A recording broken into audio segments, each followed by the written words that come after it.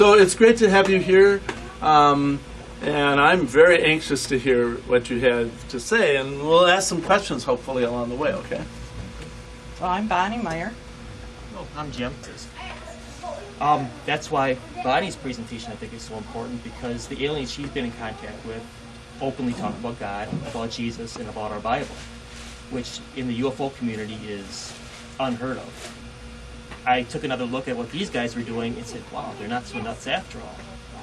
And that brings us up to Bonnie's presentation, I guess. She's had actual alien contact since, I think she met with Jimmy Carter when he was president, talked about UFOs. So she's been around a long time and has a lot more to talk about than I do. But that's how I got in contact with her, and that's how I got into the topic I write about. I had a very dear friend of mine, and she became interested in UFOs, and she was meeting with a group of people, and I thought, she's getting involved with a kooky bunch of people. I'm going to prove to her that UFOs don't exist. Well, I was very, very surprised when the first one came down, hovered over the road, and an alien came out. And then I knew that they exist. It's true. Aliens are here. They're visiting us. It'll slow down. They move very fast. This is the first UFO that I saw. It came in and hovered over the road. And I was camping the 4th of July weekend of our anniversary. And this is what the inside looked like. You can see that some of the panels there was colored on, and some of them were just plain white plastic that had designs on them. But the alien that came and hovered over the road, he came out of the center of the ship at the bottom. It was hovering above the road. Ladder came down. He came out and he went, no, I don't think so. I don't think so. And then I thought, well, here's an opportunity. Do I take it and learn the truth? Or do I say no? And I thought, you've been in this for 2 years. You've got to find the answer. So as soon as I thought that, I was inside the ship. And this is what it looked like. This is the top third. There was like windows, but I couldn't see out of them. There was a screen here, and this you could see what was outside the craft. At first I could see trees and the road, and then all of a sudden you could see that we were going up in the sky, and I could see stars. And this was a chair that the captain sat at, and they were standing there kind of behind me, and I got the impression that I could sit down and try to maneuver this thing. Well, I sat down and I did a lousy job, because all of a sudden it was going like this, and then it was going like this, and I got scared. I thought, I'm going to crash this thing. So I stood up and I left. And I'm just going to look around.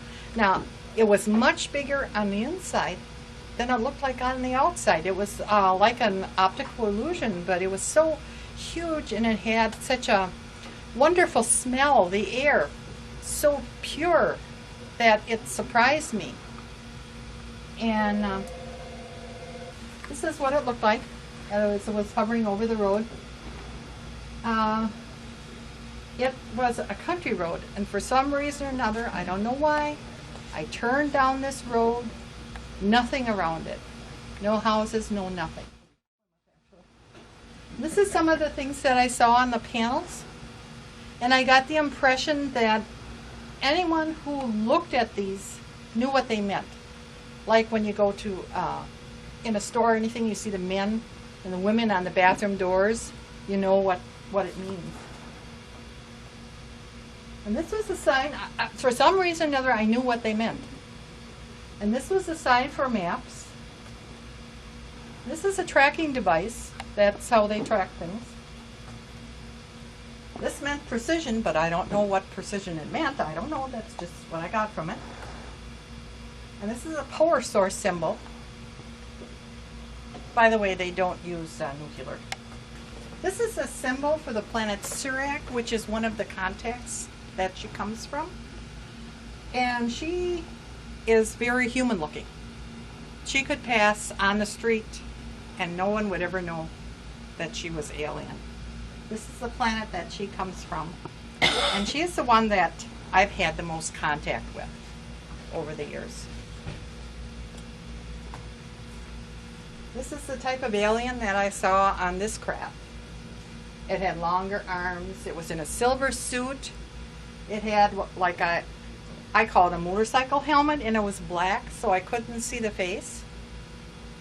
And they talked to me in my mind. It was more like pictures than words. And I said, talking this way is better because you can't misunderstand what they're saying. With words, you can misunderstand what people are saying. Over Appleton, Wisconsin, I was going to UFO meetings there. And one night, we were traveling down the road. We saw 7 red craft hovering over the field. And we went to the meeting and told them what we saw, and they just kind of poo-pooed us, you know, like, what are these women talking about? I was with another friend. And all of a sudden, some people came in that were coming from the west. They were coming from the east. We were coming from the south, and they came in and said they saw the same lights. So then they knew we were not making all this stuff up. Now this is a stealth bomber. And this is the UFO that I saw, that one of my alien contacts. And this I saw right over my garage. And I followed it outside of the city. And there was some towers for the airport. And I'm watching it. I get out of my car and I'm watching it, and it's going towards the towers, and I think, my God, it's too big, and it's going to try to squeeze through, and it's going to hit it. And it got there, stopped, tipped on its side, went through, tipped back, and took off, and was gone in about 3 seconds. So in these red lights, I asked about the lights on it, and they said, oh, we can change the lights to whatever we want, because that's how we fool a lot of people into believing that what they're seeing are airplanes, and they're not really. And this is another ship I saw between Menasha and Appleton, and this was just over treetop level. It was over a farmer's field, and I was in a blue van, got out and looked, and you can see that each window was a color, and as it started to move, it rotated. And when it took off, it was moving so fast around, or these windows or lights were moving so fast around, that it just shot off in seconds.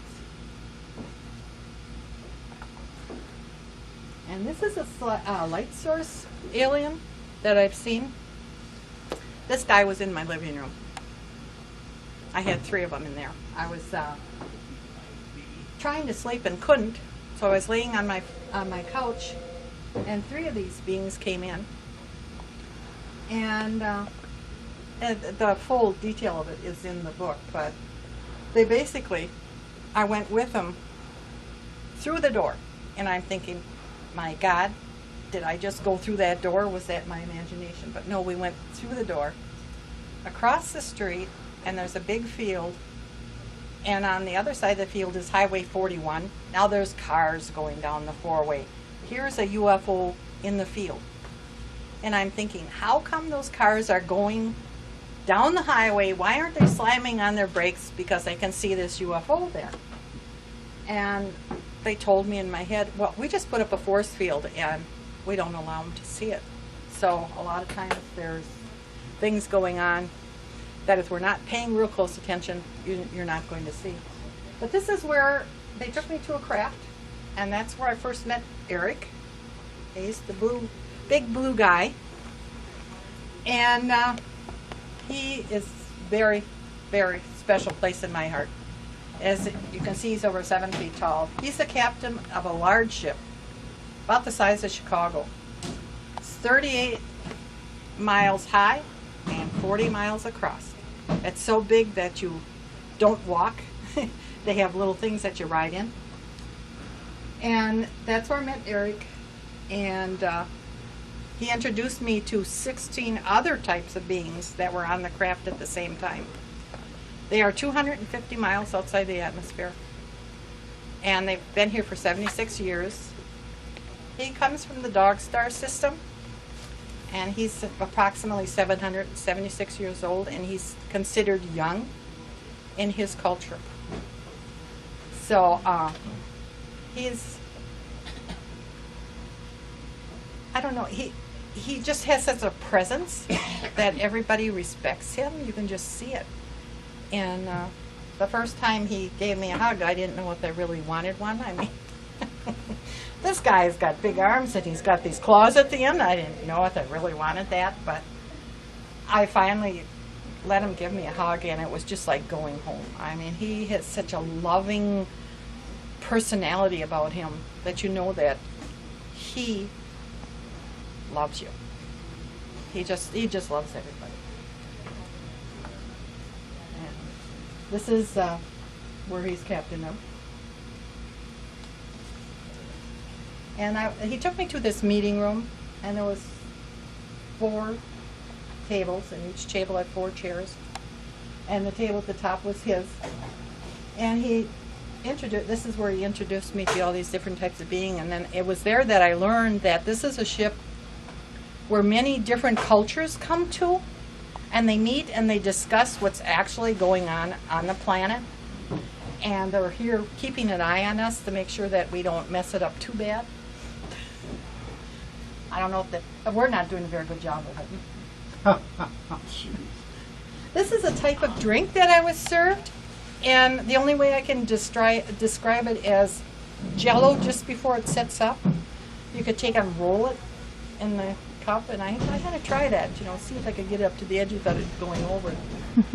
There was actually no taste, and I don't know if it was kind of like their water or if it was a drink, but they say that they do have a drink, something like a wine, but it's made with natural processing, not like ours is all made with chemicals.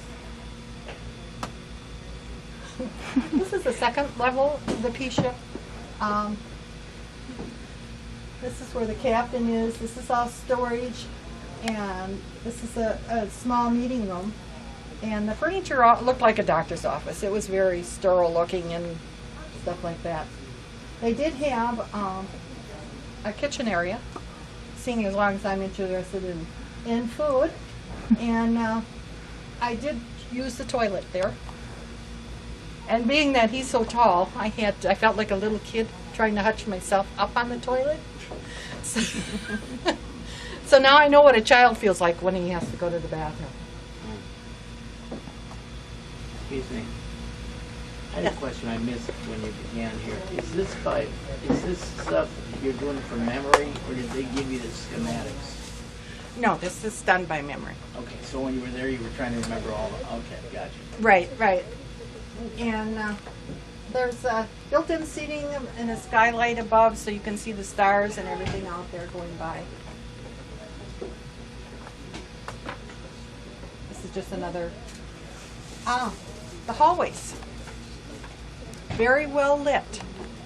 You cannot see any lighting. It seems like the lighting comes from the walls and the ceiling. Not lighting like we have. I don't know what it was. I'm not very technical, and I've asked them some questions, and they said you wouldn't understand it anyhow. So, yeah. And this is another alien that I saw on like spaceships. So many people talk about the Greys. This is the only one that I've seen close to it. And I didn't care for him.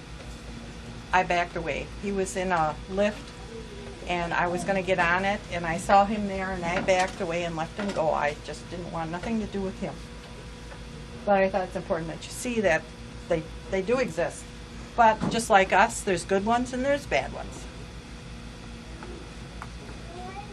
They have very large meeting rooms on this ship because there's so many people coming around, and this is just one of the areas that I saw. And because different people need different atmospheres. This is one of the machines that I saw, and some of the meeting rooms also have this in, and they have translating machines because they said not all of the aliens are advanced enough to use telepathy. So they do have that too. Here's another meeting room. Another type. And they have small classrooms too. And this was like a large TV screen with tables in. And this is an alien that my daughter drew. He visited her and when she was about 16. And he told her that she was of his heritage. So, and by the way, my husband, when we got married, told me that when he was a teenager, he had beings come to him in brown robes and teach him. So he thinks he's from Mars. So, and that's this presentation. But I'd like to say that almost 20 years ago, the aliens asked me to write a book. And I thought, I can't write a book about this stuff because I'll be laughed off the face of the earth. Because I knew once this was written and I talk about spirituality, you talk about God, I'm going to be hated by the religious people and I'm going to be hated by the UFO community because neither one thinks the other fits together. But talking to these aliens, they very much believe in God, but they call him the creator of all. And because we use the word God, that's what they talk to us about. They said if they were talking to another culture and they called their supreme being something else, that's the word they would use with them. Because that's the word that you can accept better. So, and they are very worried about what's going on now. And the first part of the book is just how I got into this and some of the things I've experienced, some of the contacts, not all of them, but some of them, that I thought maybe wouldn't bore people to death. The second part of the book talks about the aliens that I've met, who they are, where they come from, how old they are, what their jobs are, what they're doing here. I mean, they have accidents too. The one gal that looks very human, I've known that she's had 2 crashes since I've known her. So they do happen. And the third part of the book is we asked questions and they answered. And it's a very, very interesting because we asked them about the planet and they told us the planet's much older than you think it is. Aliens have been visiting this planet, some of them 100,000 years ago, and they did interbreed with humans at some point. And be careful of the grays. They are the ones who are abducting. These people won't take you against your will. I mean, they've come and wanted me to go with them at night, and if I tell them no, I'm tired, I don't want to go, they will leave. They don't take me against my will, ever. So if you have any questions of either Jim or I, free to ask them.